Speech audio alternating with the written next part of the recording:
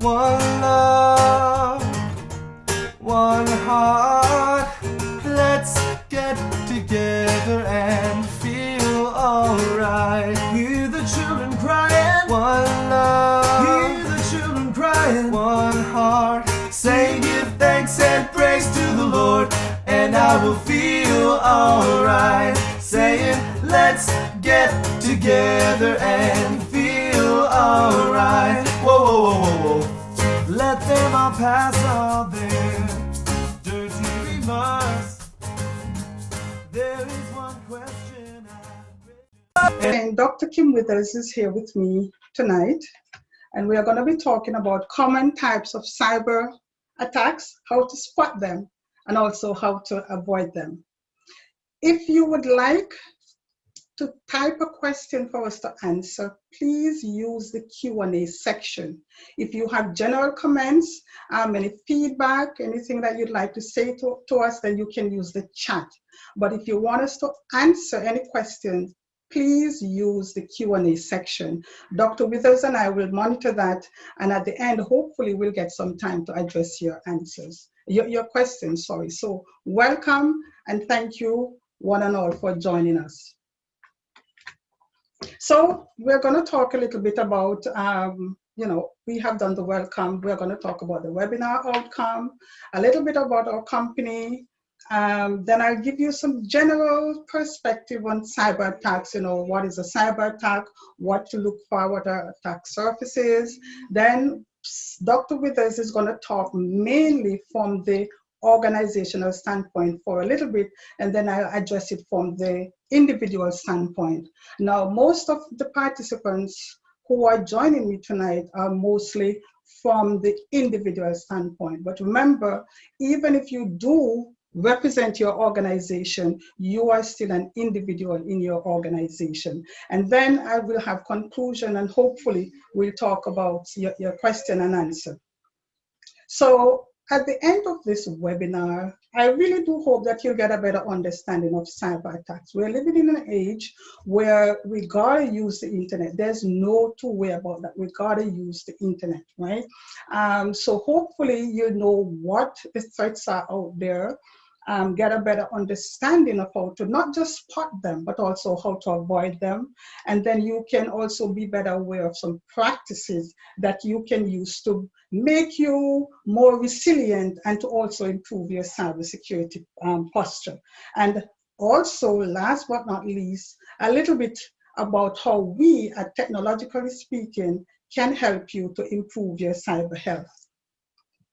So by means of introduction, the company, TSI for short, it's a cybersecurity and technology company, and we focus on the needs of both individuals and as well as organizations. We do training, we do consulting, and what we focus on is to help you to get the knowledge and the skills that are required so you can protect the confidentiality, the integrity, and the availability of your digital assets, whatever they may be, right? Remember last week we said that the CIA, confidentiality, integrity, and availability, that's formed the foundation of information security. And whatever we do at TSI, it's always highly customized because we realize that cybersecurity is not a one-stop, one size fits all. Right, so you come on in or you call us, we consult with you, see what your needs are, we do the necessary research, and we develop solutions and help you so that it perfectly matches your needs. So by way of vision, we want to create what we call reasonable assurance for our internet users. Why reasonable? Because no one can be 100% safe. No one can be 100% secure. Well, whatever solutions we help you with, at the end of the day, you can be reasonably assured that, hey, I am protected, right? And we do everything through research. So we get to know what's happening in the market. We look at the trends, and then we fit you in that. So whatever you get, again, it's gonna be specific to your needs. Another big thing that we celebrate is our partnership with PECB. What that does for us is that PECV is a certification body for persons, management systems, and products. Through the partnership, we are authorized to provide training that's based on the ISO IEC standards. And that's a very big thing. That's a highly recognized set of standards that's out there. It's internationally recognized. So whatever we do, we know that we are giving you the best. So together, PECV and TSI, when you come to us, we can help you to show your commitment and competence with everything that's based on these standards. So let's dive now into why we are really here, why you are here. What is a cyber attack? A cyber attack is an assault, an incident, or an attack that happens in cyberspace. It has got to happen in cyberspace. If it happens out on the street, it's not categorized as a cyber attack. It must be happening in cyberspace. And the intent of that, it comes to disrupt your life, to disable, to destroy, maliciously control your digital services or your digital devices. It's flourishing because it's cheaper to commit. It's very convenient. As a matter of fact, the barrier to entry is very low for cyber criminals because basically all they do need, they need just a computer and an internet connection, right? And guess what? A lot of the tools are shareable, downloadable from the internet. What's your attack surface? Your attack surface is all the combined points, so it's all your devices. As long as they're connected to the internet, then it's prone to cyber attack, right? So how many internet connected devices do you have? Are you aware of them? What happened to that old phone you had that you had connected, but now you're no longer using it, right? How do you keep track of all these devices? Are they all protected? So it's your refrigerator, your baby monitor, your car, it's your vehicle, everything, as long as it's connected to the internet, that forms part of your attack surface and everything needs to be protected. And guess what? You are as strong as your weakest link. So if you have everything protected, and just one device is unprotected, then that's your vulnerable area. Who is affected? Everybody. It can be direct or it can be indirect. Okay, so direct is when it actually happens to you or when it happens to me. Indirect if it happens to your organization or to a bank or to an institution that had your data and they suffered a data breach. That's your information, that's my information, that's now out there. So it can affect us indirectly or it can affect us directly. So how prepared are you? Now let's look at who is attacking you. So there are 4 categories. We have the cyber criminals. I'll talk about them first, where their main motivation is for financial gain. So when they come at you, they are going to want to get to your money and your data. So they can range from very petty to organized institution. When they are like the organized crime, what they do is that they function like a normal company. They hire the best people, right? And the experts, and most times they operate what are called identity theft rings. So they steal your data, they steal my data, and then they can sell that, or if they don't sell it, then they use it for their own personal gain. Now, the hacktivists, most times these are groups of people who use the internet as a platform to express their social, religious, or political views.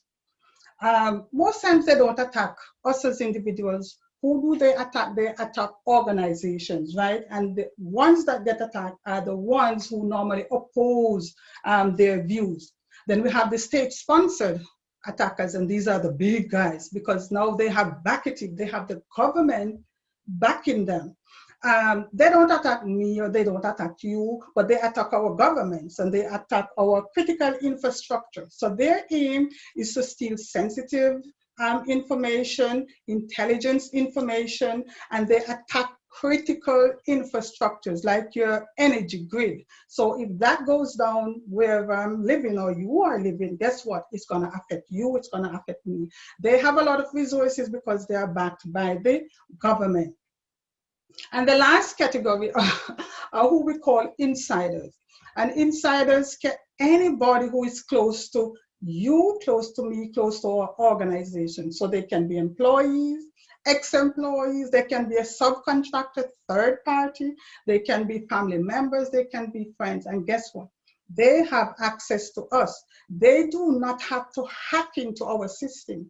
When I go to work, I don't have to hack into my organization because I'm an authorized user, okay? So these are the people who you can or should look out for. And sometimes the attacks are malicious or sometimes they're accidental. But guess what? It boils down to the fact that it's a cyber attack.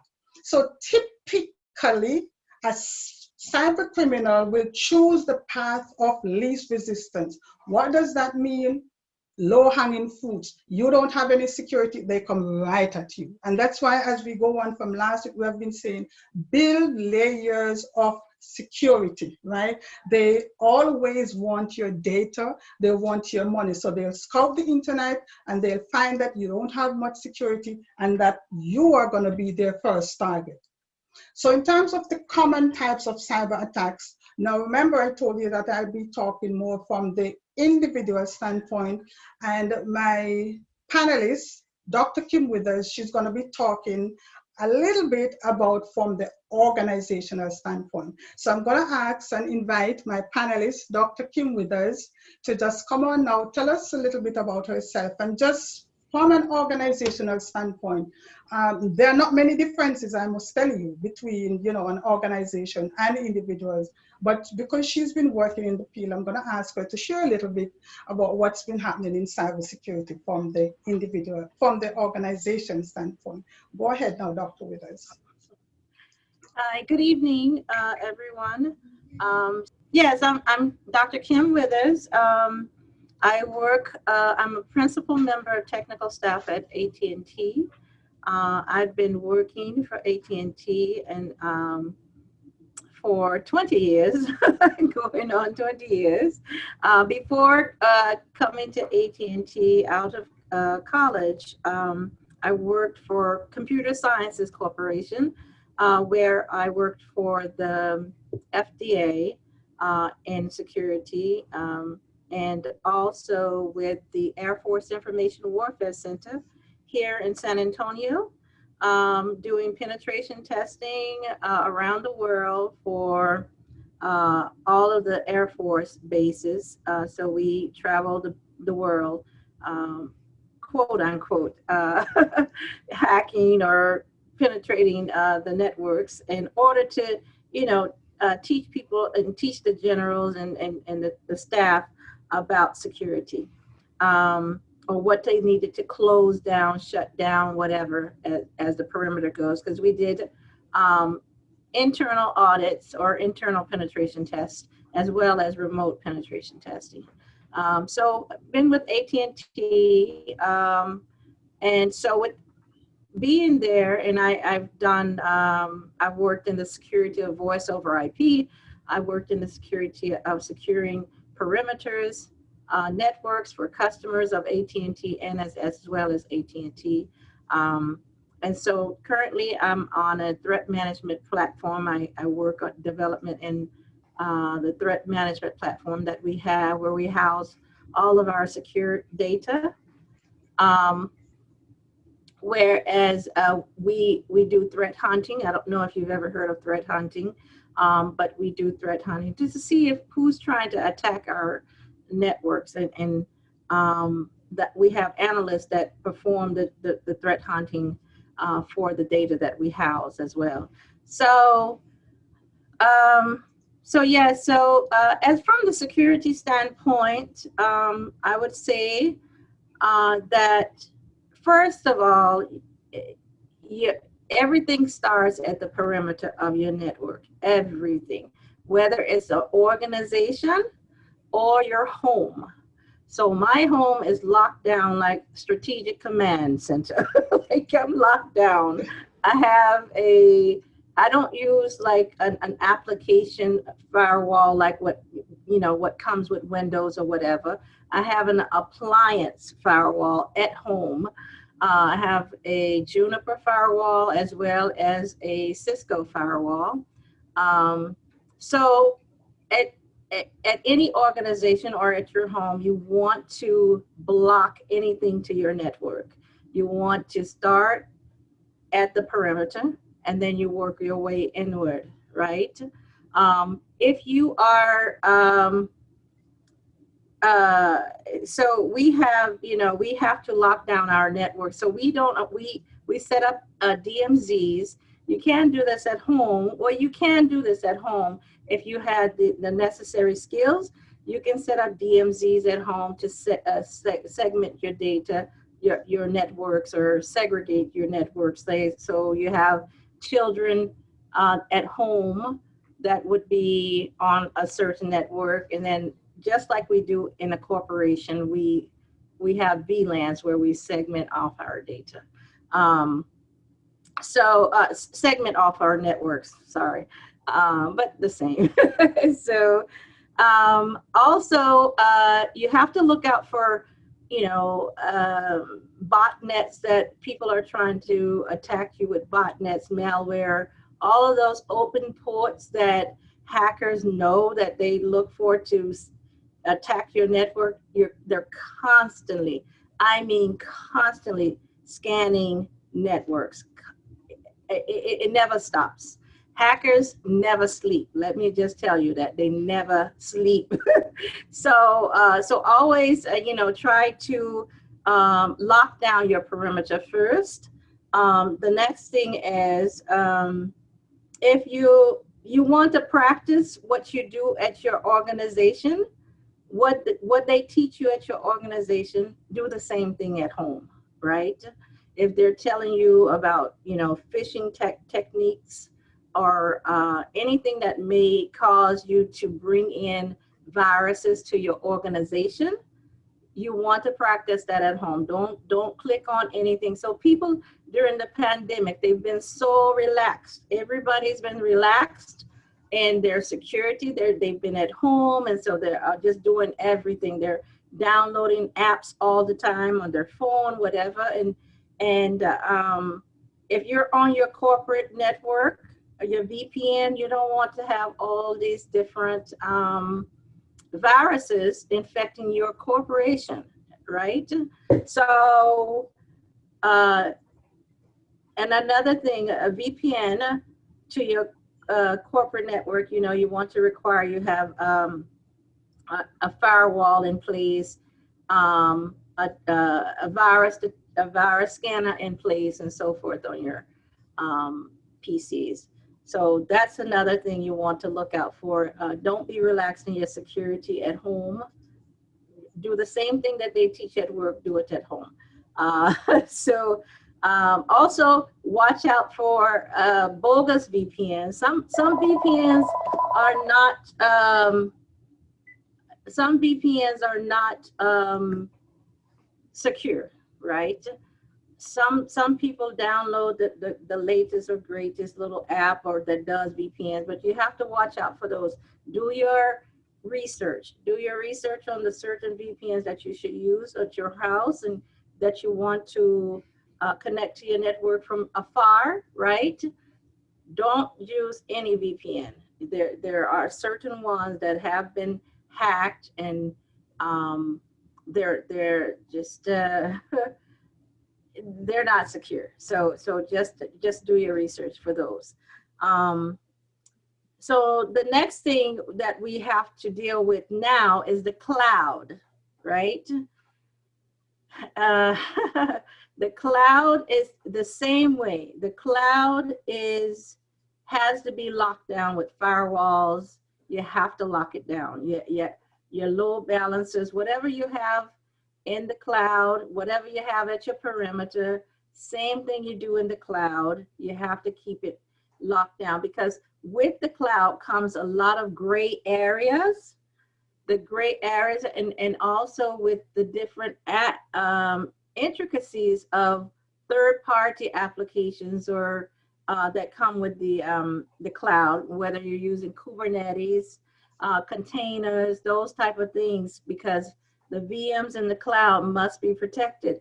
And by default, a lot of ports are open by default when you install, you know, Kubernetes or whatever. So you have to make sure that you understand how the cloud works before you go installing anything out there, right?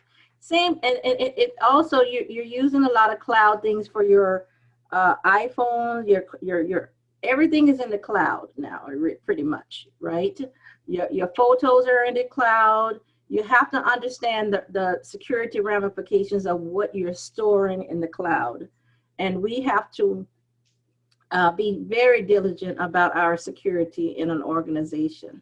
So yes, those are some top things that you want to look for as far as cyber attacks go, because botnets, they're constantly on the prowl to send botnets and set up these botnet farms or malware farms, and they call them farms because they will infect the next one. So Kubernetes is very susceptible to when you have Kubernetes in the cloud. They're very susceptible to becoming farms, malware farms. People are targeting those particular admin ports that are open. And so they make them a farm of all of the servers are serving and phoning home. And when I mean by phoning home, there are command and control centers, not so much centers, but it's a PC or a machine that's off in the internet that these particular farms will phone back to. So they're communicating back to I would say the mothership, right? So those are things. So they're targeting your machines. They're setting up and they're causing denial of services, distributed denial of services on your machines when these hackers attack those machines and create the whole disruption in your network.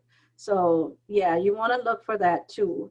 There's so many things that you want to look for as far as cyber attacks go.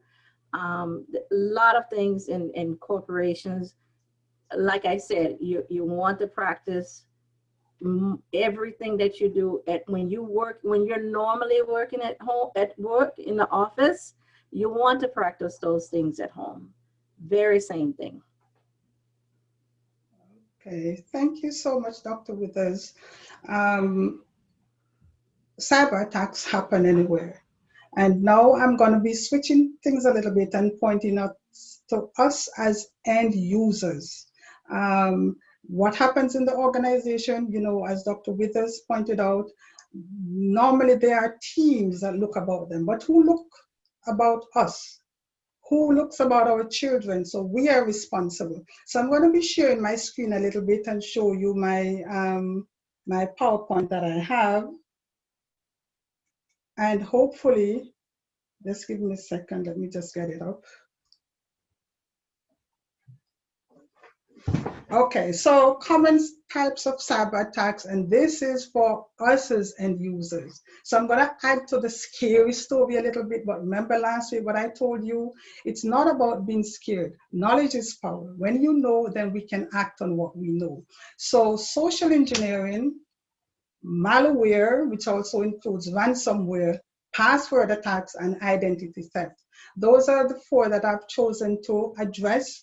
I will go more into social engineering and malware. I'll just talk about password attack. It's just when basically these bad guys try to break your passwords. And if they're not strong, guess what? They're going to be easily broken, right? So I talk a little bit more when I come to the tips about password hygiene and then identity theft. Let me just break this to all of us. Nobody steals your identity because you're cute.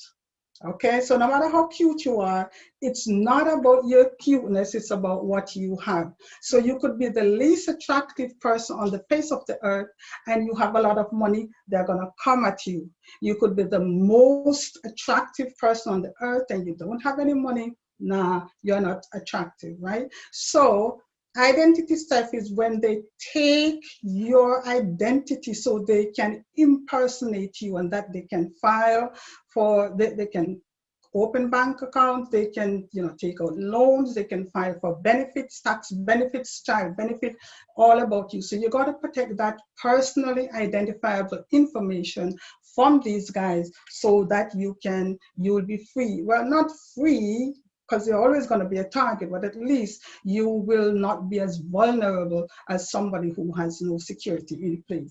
So what then is social engineering?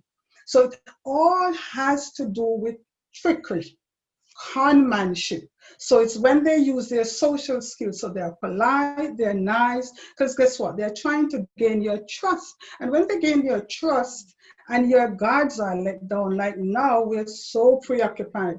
A lot of us are at home alone. Maybe we have one person. Maybe nobody has called you for the day. And then in comes, somebody coming so nice. So you let down your guard and you give them your personal information. And it's all about getting that. When they have your personal information, then like I say, identity theft, then they can get access to your machines if you give them access to your machine.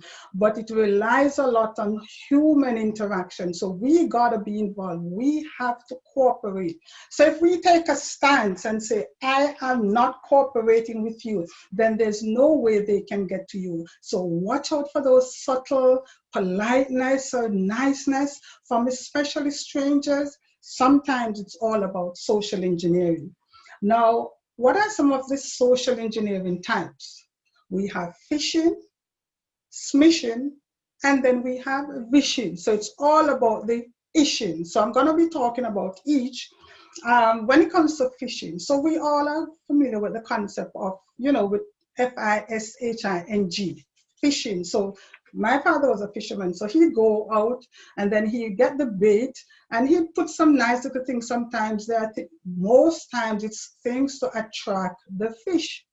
And then he goes out and he throws it over the board and then, dangles it in their face and then, some fish is going to come home for our dinner, right?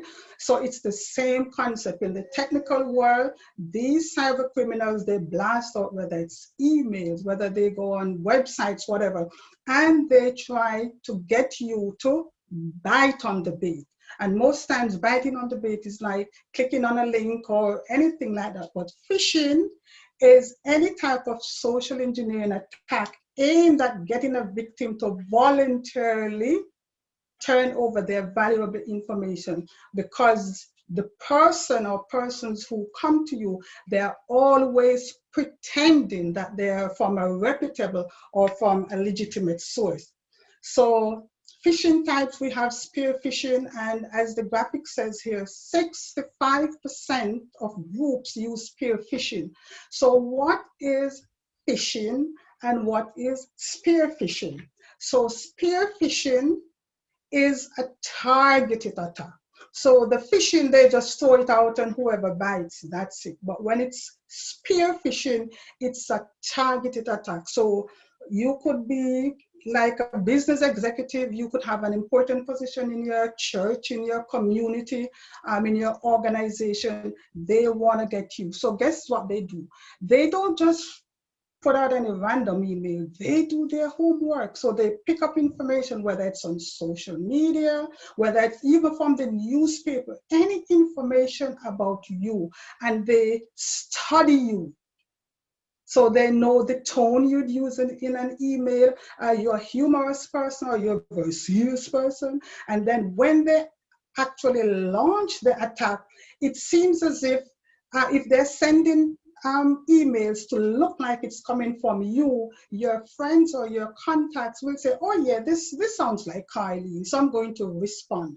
And that's how they get it. Or they can come directly at me, and because they know me so very well, they know my hobbies, my best food, my best music. When the emails come to me, I say, yeah, it's somebody who knows about me, and then I'm going to participate. So the spear phishing is when you are, it's still phishing, they're still trying to get you, but when they do their homework and you are specifically targeted.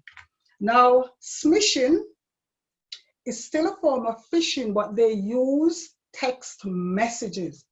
So our phones, most times for most of us, we do almost everything on our phone. So we check our emails, we do our bankings, we do lots of stuff on our phone. So we get a text message, and because we're always on the go, we are so distracted when we have our cell phones, our mobile devices. So if a message comes in, we don't take that due time to look at it, and then we click. So that's one way of getting us. So that's the smishing. The phishing is when they call you. So they call you and they pretend that they're calling from an organization, whether it's your bank, whether it's tech support, your internet service provider, Microsoft, wherever. And they say they know things about you. Most times they, chalk up a conversation. How are you today? How is it in your part of the world? I'm having warm sunshine. How are you doing? So you, again, COVID time, lots and lots of isolation. And you get a call like that. No one has called you since morning. And then you get a call from this pleasant sounding person. You're going to let down your guard. And then they say, because of COVID, so this is an example, because of COVID, here you are, lots of stuff going on your computer, and we would like to help you. But before we can help you, because you're so far and I'm here and you're there, I got to get access to your computer. And you say, sure, you go ahead, you do what you do best. Yeah, infect your computer, malware, and most times, sometimes they install like spyware, where even after the conversation has ended, everything you do goes right back to them. So smishing is via text, phishing is via telephone, and sometimes they use this thing called spoofing, where the call comes in, and if the person is in your contact, it will say who it's coming from, but they're using the person's credentials to make you believe that it's coming from somebody you know, right? So how do you spot a phishing attack? Most times the sender or the caller are unknown to you, right? So what you got to do, if it's an email, and I'm going to show you an example in a minute, is to look at the email address, look at the username, and look at who it's coming from. Most times there's some urgency you got to do. You have a day, act now, sign up now. So some pressurizing tactic is always there. Generic greeting like hello, hello client, hello customer. So if you're telling me about something that happens to me, I would want to think that, you should at least know my name, right? So that generic greeting, typos, and improper grammar are a big thing. You're going to see an example shortly, and I'm sure you have gotten them as well, right? Because most times English is not their first language, and they're not in here to pass an exam. They just want to get you to click. They request for personal or confidential data, and most times they have either links or they have attachments that you should download. So here is an example. And this came in, somebody sent it to me. I've gotten a lot, but this one, I thought I'd share this one. So this one says it's coming from PayPal. But as you look at the email address, PayPal is not the domain name. PayPal is the username. So anybody could be called PayPal, but you just see PayPal and then you see the logo looks like PayPal. So yeah, it sounds like it's coming from PayPal. But if you look at it, subject, PayPal, : space, your account has been blocked. Please verify your information, all in one. There's no punctuation, no nothing. Then it says that we have limited access to your account until we hear from you. There's a space or two, and then there is a period. So that's, alarm should be already going off in your head. Hello, PayPal user. What happens to the name? So this is the generic greeting. Then listen to the sentence. Recently, we've detected different logins to your account from different countries, followed by some illegals. buys. So that's no, because if PayPal is going to send me something, I would want to think that it's going to be professionally done. Then there's a space and then there's a period. Then they start the we think that without it being an uppercase W. So when you're looking at this, if you have what we call system to thinking, you're not so preoccupied, then alarm should be going off in your head. This is not right. And remember last week we said, if in doubt, what should you do? I wish I could see you now. I'd ask you to raise your hand. If in doubt, throw it out. But then it gets even better. Open your account by clicking to login button, and remember to update your informations after logging in. So here we see a lot of things going on. We give you 1 day, so that's that, some urgent thing that you need to do. We give you 1 day to update your informations, or we will suspend your account forever. But then here's the cute part. This button that says log in, when you hover the mouse over it, you see that it's not going anywhere near to PayPal. So if you put on that system to thinking where you're in a more aware state of mind, when you get these emails, then you will realize that they are filled with errors. And even though it looks like the PayPal logo, actually here is the real PayPal logo. And if you notice, the PayPal in the phishing email had a curvature with the Y. The real PayPal, there is no curvature. And I'm not saying that you're going to know all logos or whatever, but I'm just saying, just be careful when you get these emails. Do not ever click on links, right? So that's for phishing or social engineering. Now we're going to talk about malware, and then I'll just give you some tips in how you can avoid these things. So what is malware? So malware, short, mal for malicious and ware for software. So when you put the two together, malware is actually just malicious software. So it's going to be instructions coming to your computer that will do bad things. So it will do unwanted tasks on your device without your knowledge or your control. So it damages, disables, steals, encrypts, delete, monitors, spy. It's all bad. So try not to get malware, and that's a big industry now because they come in different types. The main objective is to achieve the best outcome. And what is that for them? To steal your information and money with the least amount of effort. So again, that's least, the point of path of least resistance. So if you have something, most likely they'll go on to the next person who doesn't have any. So here are some typical types of malware. Some are not really types, some are also methods. So ransomware, which is really very big. It's a type of malware that you gotta pay to get back your data. So, we are familiar with this kidnapping thing. Somebody kidnaps somebody who is a loved one for you or very valuable, and they say, if you want to see this person again, then you got to pay the money. Well, depending on how important the person is, you may just say, go ahead and kill the person, right? Go ahead and do whatever. But in most cases, it's somebody what we want to stay longer with us. So we pay the ransom. In this case, in the technical field, it's not about kidnapping people. It's about kidnapping your data, your information, your photos, your files, all of these things that you so value. And if you don't have backups, then you're going to want to fall prey for that. So they encrypt or they lock you out until you pay. Now, for the rest of them, we have viruses, and viruses have been around forever. Even before we learned about cyber attacks and everything, we were all exposed to viruses.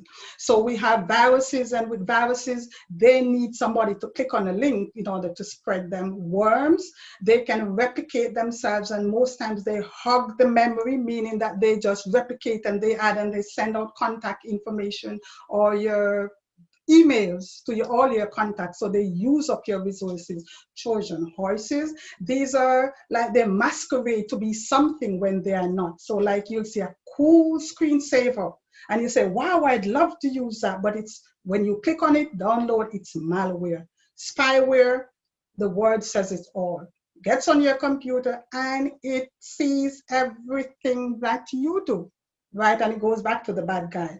Adware is when ads pop up, and those ads are normally, filled with malware. Drive-by download, you go to a website that's malicious, it has malware on it. You don't, just by going there, that's how you get infected. Form jacking is a new one. What they're saying with form jacking is that you don't even have to download anything. What really happens is that the bad guys, they put some JavaScript into the code of the website. So when you go to the website, most times the retail ones or the banking ones where you got to put in your banking information, and they skim. So it's pretty much like when they skim that ATM, the magnetic stripe thing on your card, that's what they do. So they skim your information, but they're skimming it from website. And then we have the rogue security software where, have you ever been working and then up pops something like it looks like it's from Microsoft or from your antivirus solution provider. Your machine is infected. You got to clean now, right? And when you say clean now or remove all, so they're scaring you to think that there is malware when actually it is the malware that they want for you to install. So how do you get infected? Guys, we have been saying it all along, clicking on email attachments that are infected. It's like they telling us to wash our hands in COVID. We all know that, right? But that's one of the key ways in which you can get malware on your computer. You go to a malicious site, you shop on a site that's not reputable, you click on free applications, you use free Wi-Fi, you download those fake rogue software that's telling you to clean up your computer, and also to attach USB drives to your computer. So what the guys do, the bad guys that is, what they do is that they actually load on malware onto the USB, and they may just drop it in a public place. And then you say, oh, let me see what's on this. And you put that into your computer, and then you get infected. And also using outdated and unpatched software, big ways for you to get malware. What are some of the symptoms? Your device or your browser is just working very slow, and your available memory is not what it is expected. So a lot of times we say, oh, my machine is old, I need to get a new one. That may be the case, but hey, it may also mean that you have malware. So you got to check it out. And you can get into Task Manager. Get into Task Manager, see what's taking up, what are the processes that are running, who are the users that are there. That's one way for you to actually check for yourself. Now, another way is that if your programs and your file, they just disappear, you had it on your computer, but it's no longer there. So those are ways, or if they work, they look corrupted. Your contacts receive emails that you did not send. So sometimes I go into my sent folder to see if all the emails that are in my sent folder were actually sent by me. Because if my friends get an email from me, not everybody will say, Carlene, did you send an email? So what I do, remember last week, owning our role, I check my email. I go to my sent folder, and if I see emails that I didn't send, I know something quirky is going on. So what I do, I change my password. I don't delete my email. Because my account, I changed my password because that was what was compromised. Other symptoms, well, if you turn on your computer and you see pay to gain access to your PC, then you know you have ransomware. Unknown programs or files mysteriously appear on your desktop, or when you go to program and files, you see them. Strange behavior, you're working and then music start playing, some funny sounds, images pop up. Those are all signs that you have been infected. Your device is freezing up, or it shuts down, or if it cannot start. So tips now to avoiding cyber attacks, and this is like all of them, no matter. And as Dr. Withers says, no matter if you're an organization or no matter if you're at home, a lot of us, we have home businesses. And just remember, like I said last week, if you operate a home business based on compliance requirements, privacy, data protection laws, the same thing that applies to the big organization applies to you as long as you are collecting, processing, and storing customers' information. You gotta be careful, right? So first, I've always said it, empower yourselves. Get the skills. Like today, you won't learn everything, but at least you get some tips, and with knowledge comes empowerment, right? Have a cybersecurity plan. If you're a business, this is a must. But if you're an individual, you say, I don't need a plan. Yeah, you do. Based on what's happening, you do need a plan for to protect yourself and your devices, your families. So we can help you. If you want us to develop your personal cybersecurity plan, we can help you. Have layers. Remember that onion example I used last week? You keep peeling the onion off, and there's a layer, and there's a layer in there, and after a while you say, I can't be bothered, I'll just either toss it out or I'll use it. Same thing with the bad guys. So if you have layers and layers and layers, they will just move on to their next victim, because there are many persons out there who have very little security. Always be vigilant. Slow down and use your system 2 thinking. So system 2, spoke about it last week. You're in a more aware state of mind when you're making your decisions. So I know life is rough and life is tough and life is fast now, right? And everything is just on the go. But when it comes to your cyber health, just like if you go to your physical doctor and your doctor will say, you need to rest. Carlene, you need to rest. Otherwise, you're going to have a heart attack, or you're going to, something. So I can take my doctor's advice, or I can keep going. I'm going to break down. So if you cannot slow down and make sure, especially when you're using devices that has your confidential information, and for the most part, most of us, our phones is like the gateway to our life, because it's always with us, right? So slow down, be in that aware state of mind when you're doing anything online. Install your security solution, and by solution, it's not just antivirus. It could be antivirus, it could be your VPN, it could be spyware, because not all antivirus has like spyware, or they'll encrypt your data. So look at what they have to offer, and then you can make a choice. If you have one that you have been using for a long time, you're comfortable with it, but then it does not cover you for spyware and some of the more recent ones, then you can either ask them if they have an upgrade and pay for it. Be wary of anything that's free, right? So you can ask them, or you can switch to another provider that covers more of the things that fall into your attack surface. So be wary of the free solution. Do fact checking.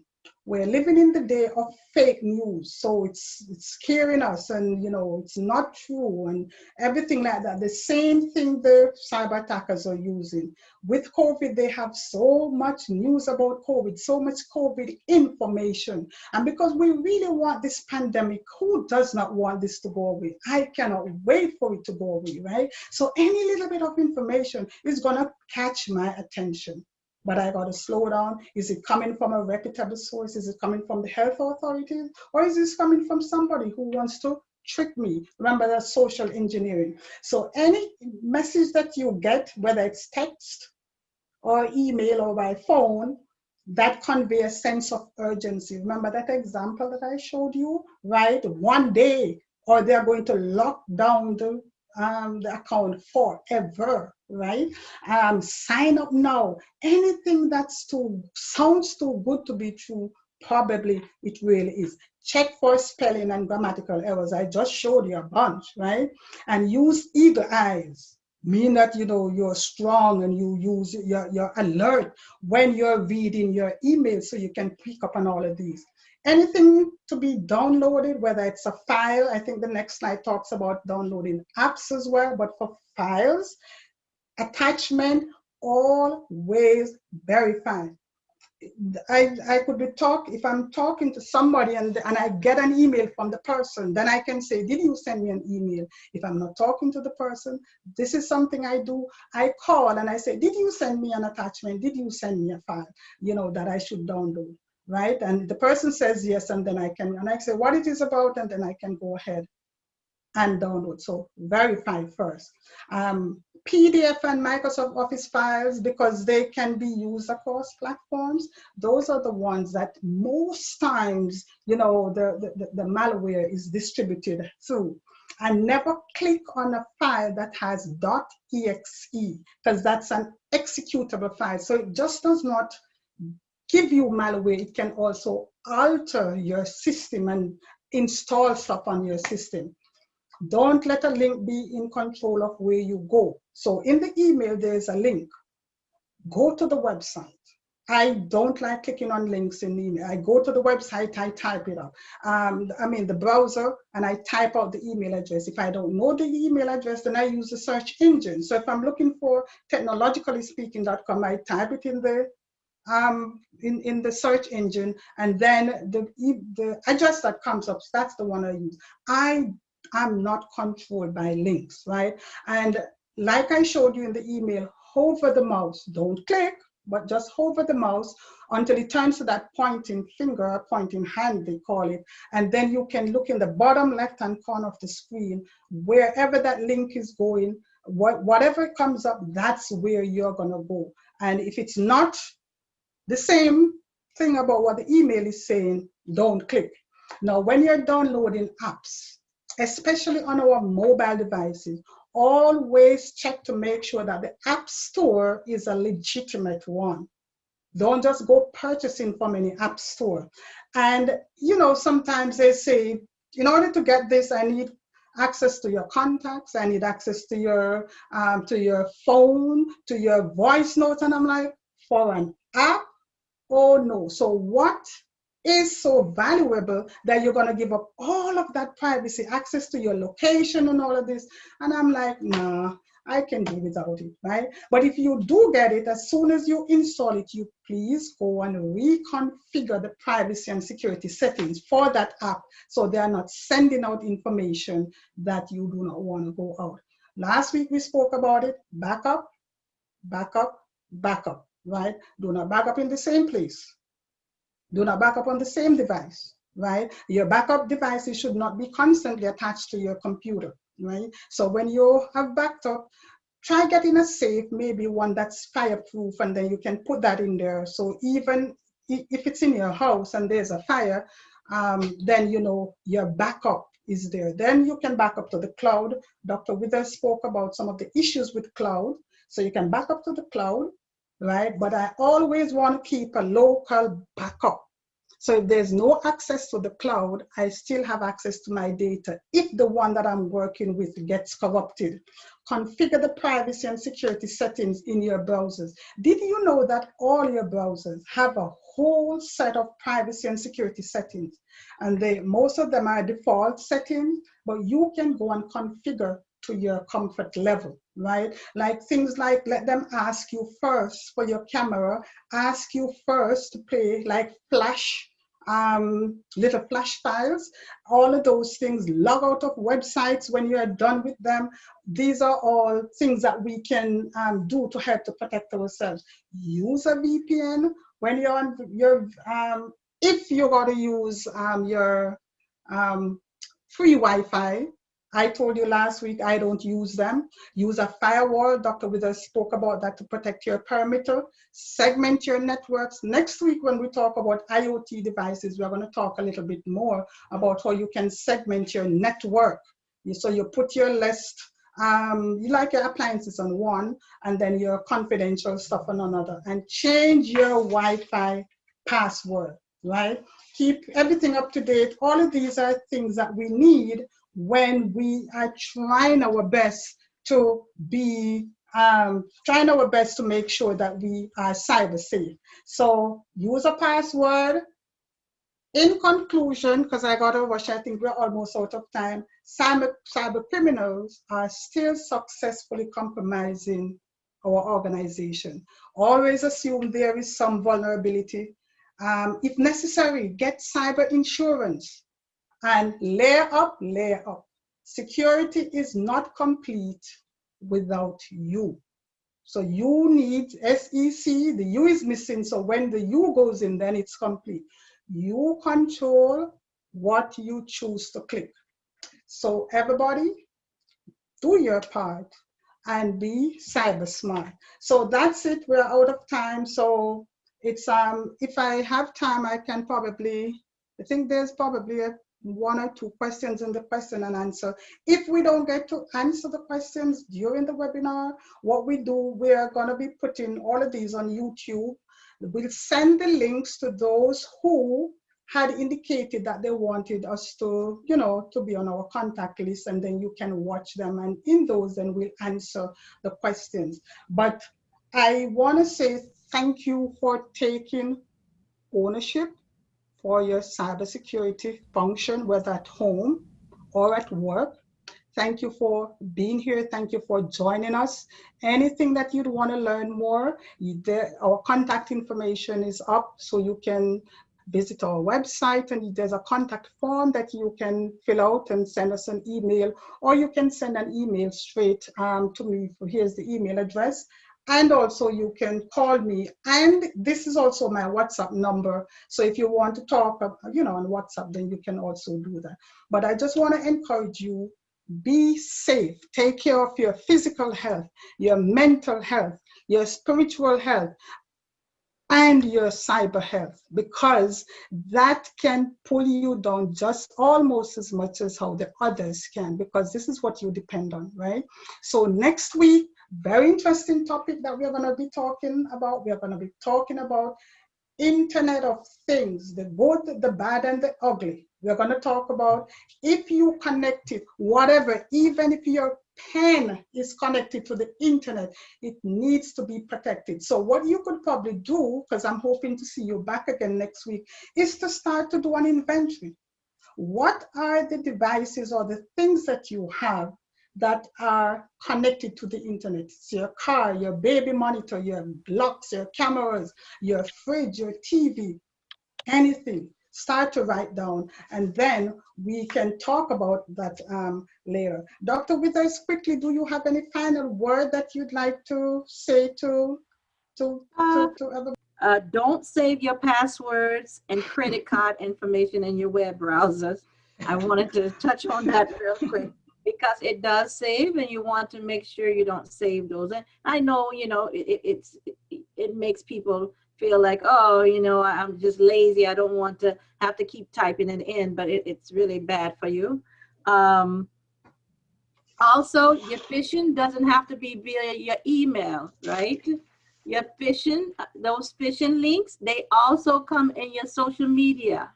They constantly sending, oh, Kim Kardashian doing this, or Kanye West doing this, or whatever it may be, and people are just clickbait, and we call them clickbait, right? So make sure you're not clickbait and just clicking to see, oh, who's saying what and who's saying, you know, because we are curious people, right? Don't click those links in your social media, because they carry malware as well. Also in your browsers, always check for the little lockbox to make sure your session and on your internet is safe and secure. Check for that little lock. It's a little lock at the top. Look at the certificate and make sure it's from a reputable signing company like VeriSign, whatever it may be, that you have the little SSL lockbox there, that your session is encrypted when you go into your banking or whatever it may be. And so, yeah, that's what that's what I wanted to point out. And but yeah, and I also, a shameless plug, I do my company AT&T. We have a YouTube channel called AT&T Threat Track. We talk about, you know, different things like Carlene is talking about here. Every week we have different hacker news out there that we talk about what's going on in the cloud, whether it's, you know, very technical, you know, it goes from very technical to just, you know, plain how to and what not to do, right? So that's all I have. Thank you so much, Dr. Withers. And I see there's some persons who are requesting that we send them the email link. I think when you were registering, we had asked if you'd want to be on our contact list. So if you had said no, please send me an email so I can add you, because in Canada, I have to get explicit consent from you before I can send you email. So please just Carlene BB at speakingtech.ca. So send me an email and say, although I had indicated that I didn't want to be on your contact list, can you please add me? And then you can be added. So thank you again, everyone. Tell your family, tell your friends about next week. We have 2 more sessions to go. So next week, IoT devices, and that's almost everything now. And then we're going to talk in the week after, we're going to talk about the future for cybersecurity for you and also for cybersecurity. So I look forward to seeing you. Thank you again, Dr. Withers. It was my pleasure having you. Thank you for sharing your knowledge. And I'm sure, you know, a lot of information was shared there. If you want to follow up, because at TSI, we offer courses that go in depth, and we, you know, tell you all about these things, and also we show you more. This was just an hour, we're even over the time, but it was more than an hour, and we could not cover everything. But we just want you to be aware and know what's happening out there. So be safe, everyone. Cybersecurity Awareness Month, October. Be smart, do your part. Thank you.